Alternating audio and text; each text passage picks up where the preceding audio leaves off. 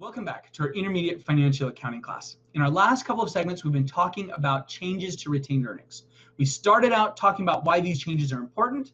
We then talked about changes in estimate, which flow through to retained earnings as part of this year's net income. And then we talked conceptually about a change in principle and the retrospective preferred approach to accounting for a change in principle. We also mentioned the fact that companies don't do this on their own very often. Typically, they do it because FASB makes them, because they've literally changed the principle or the methods that they allow companies to use. Now that we've talked about the steps and the concepts, it's time for an example. So let's take just a second and we'll review these steps, and then we're going to jump into DSI Incorporated and a decision that their company made to switch inventory methods. So a quick review. Step one, we're going to go back and recalculate all of the account balances affected by the change, as far back as we can go with the numbers that we have. Second, we're going to use the changes that we just calculated in step one to figure out how retained earnings has to change. Third, we're going to recreate the presented financial statements using the updated balances. Again, this is not because of a journal entry. This is just me going back to statements I've already presented to you as an investor and saying, you know those numbers we gave you last time? Yeah, well, we changed methods. So because we changed methods, inventory should really be this now, and cost of goods sold would have been that, and our bonds payable would have been this number, and interest expense would have been this number, and retained earnings will look like this instead. And I recreate these financial statements. I make this year's financial statements using the new numbers. And then once I've got all of that done and balanced and looking good, then I make a journal entry and change retained earnings. And I can do that either at the beginning of the year, or I can do it as of the end of the year, whenever I made the decision to switch to the new method, or when FASB told me I had to switch to the new method. So with that quick review, let's jump into our example. Again, this is DSI Incorporated. The management team has decided that average cost is a much better inventory method for them than the FIFO method that we've been using. Because the company has really good records, we've determined we can easily use that good retrospective method and do it the way it's supposed to be done as we report this change. Using the information about DSI's accounts that are provided in the next table, we want to restate the financial information or the financial statements for years 4 and 5. Those are the 2 years that DSI is going to report. And then we want to make the necessary journal entry in year 5, the year that we actually made the change. Here are our numbers for these last few years. And up here at the top, these are the numbers as reported for years 1 through 5. Down here at the bottom, these are the new numbers. So this is step 1 down here. And you'll notice in step 1, all I've done are change the numbers that are affected by changing inventory method. Doesn't change my accounts payable because the amount I owed to my customer doesn't change. All it changes is cost of goods sold and inventory. Now, if we're talking about something more advanced, like a bond, if we switch from straight line amortization to effective interest amortization on bond premiums, then I'd have the bond account, the premium account, and I'd have an interest expense account as well. So it can be more accounts than just 1 or 2. But again, for the sake of time, we're just going to look at something straightforward so we can get this process down. Now that we've got the numbers, old numbers and new numbers, I can move on to step number 2. And step number 2 is to recalculate retained earnings.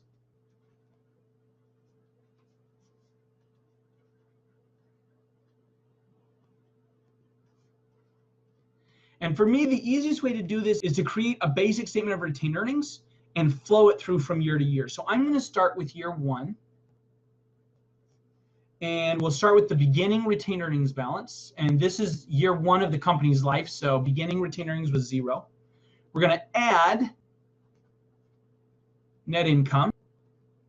And the easiest way to do that is we're going to put down the original net income number, and then we'll add or subtract the adjustment to net income. In this case, that would be the cost of goods sold changes.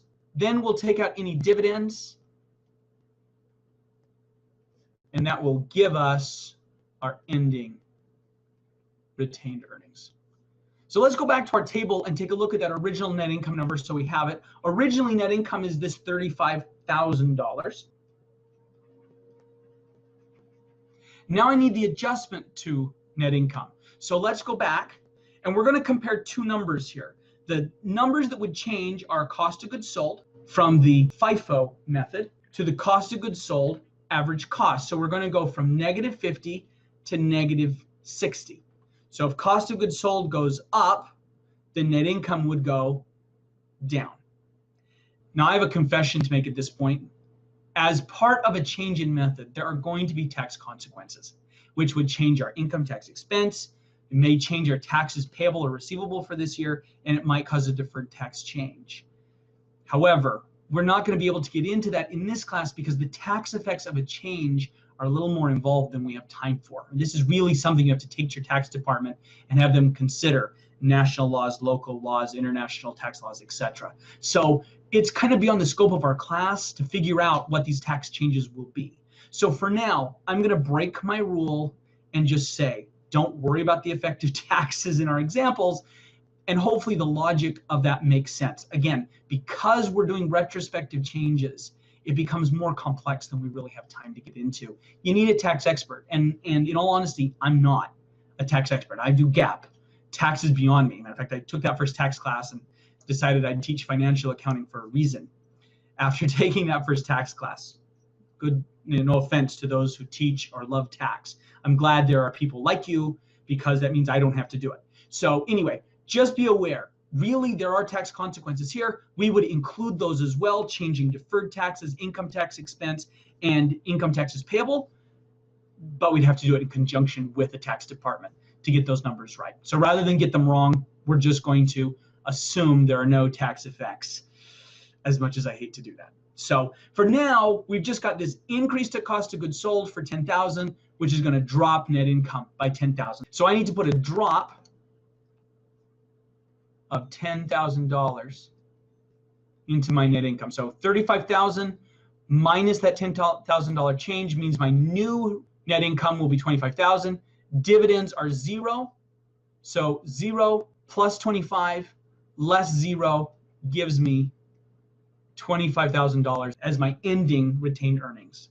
Once I've got that number, I'm going to move right on and calculate year 2. And first off, my beginning retained earnings would be ending from last year. So I'm going to start with 25,000. Now we need to go back. We need to get an original net income number and an adjusted net income number.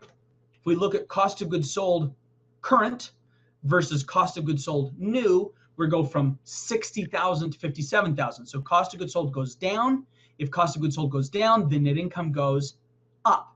This time I have a $25,000 net income and a $3,000 change, this time an increase. So original net income, 25,000, $3,000 increase. So my adjusted net income will be 28,000. Again, dividends are 0. So 25 plus 28 minus 0 gives me 53,000. And that finishes up year 2. Year 3, again, I'm going to bring this value up as my beginning retained earnings. Ending last year becomes beginning this year. Again, let's take a look at our net income numbers. Again, $25,000 in net income. Cost of goods sold under the old method or the current method is 70. It's 71 under the method we're moving to. So if cost of goods sold goes up, net income goes down. So in this case, we have 25,000 as our original net income and a $1,000 drop.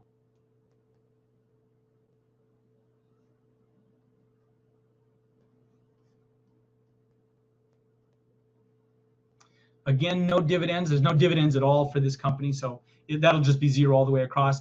53 plus 24 minus 0 gives us new retained earnings, $77,000. Now I'm going to stop here, but I don't want you to stop here. I want you to keep going and do the year 4 and year 5 changes so that we have new retained earnings balances for the end of both of those 2 years. And then once you've given that a try, we'll briefly review the numbers and be ready to move on to step 3.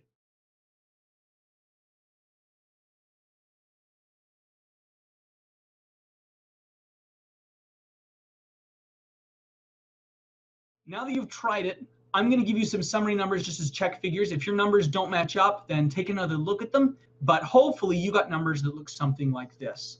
For year 4, we start with 77,000.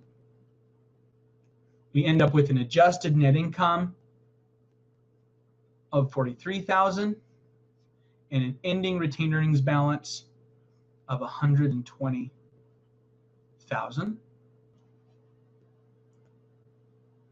Year 5, we now start with 120.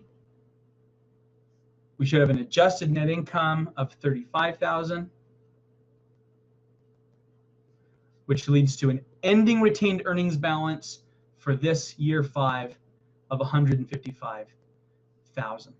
The next step is to actually build those financial statements using the new numbers. So let's start with our income statement. I'm going to split this screen in half. DSI Incorporated income statement.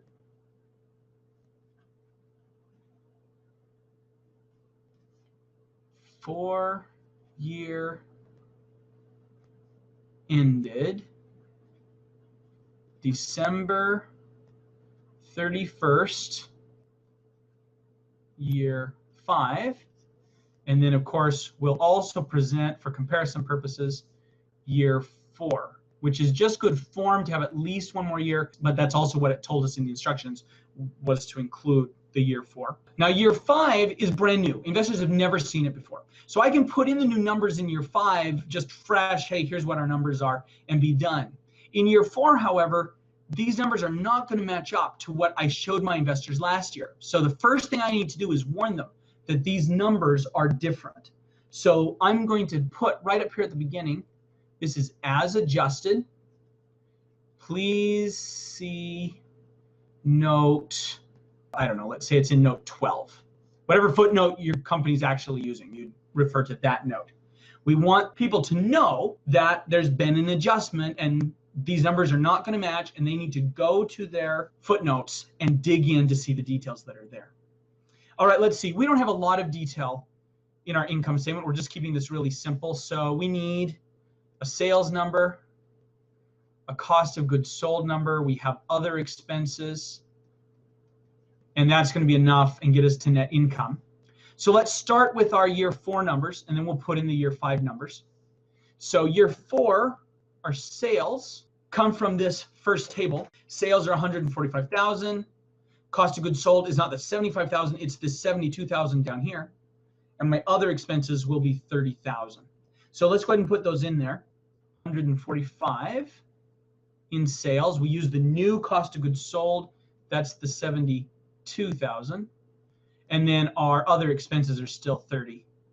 So I don't have to worry about those.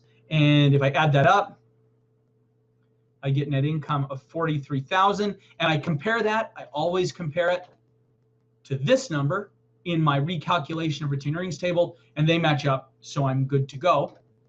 And we don't do this as much as we should anymore, but there's my double underline to show that that number is right. Year 5, they've never seen it before, so I don't need that as adjusted comment. I just need the numbers. Let's go back and grab them.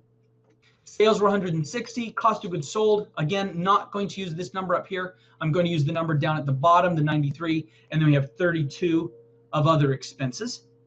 So my sales number, 160,000, cost of goods sold, 93, and other expenses of 32,000. If I add that up, 160 minus 93 minus 32, I end up with 35,000. And again, I'm going to stop there and compare with my earlier calculation. 35, I match up. So that's what I need. And I'll stop there. Literally, I am going to stop there. We've talked about a lot of stuff in this segment, done some fun calculations, and also started our financial statements. When we come back, we'll continue working through this process, finishing up step 3, and hopefully getting into step 4, where we can make that journal entry. We'll see you then. Thanks.